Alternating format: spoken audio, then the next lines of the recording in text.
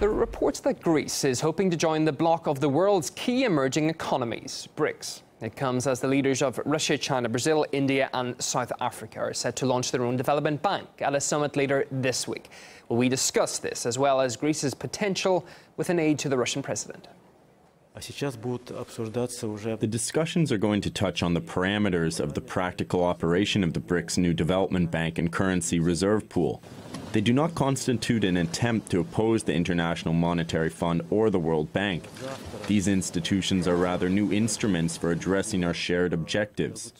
There has been speculation in the media that Greece may apply for accession to the new development bank.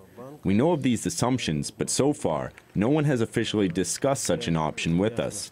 Besides, like I said, the bank is just launching its operations. It still has to set out its priorities and start to function.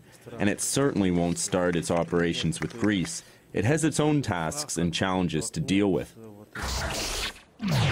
And the numbers aren't small either. The BRICS Development Bank has an initial capital of $50 billion and has hopes of triggering a major reshape of the Western-dominated financial system. RT's Daniel Bushell has more on the potential of the bloc of emerging economies. Brazil, Russia, India, China and South Africa, home to nearly half the world's population, accounting for as much as 30% of the global economy. A couple of decades ago, before coming together, these nations weren't much of a competitor to the G7 in that sphere. Money makes the world go round, but other issues affect the planet just as much, like infectious diseases, which the BRICS are redoubling their efforts to eliminate. Cybercrime takes a bite out the global economy to the tune of hundreds of billions of dollars a year. So the BRICS are also bolstering their digital defences. 5 countries from 4 continents coming together for the 7th instalment of the BRICS Forum, this year in Russia's city of Ufa.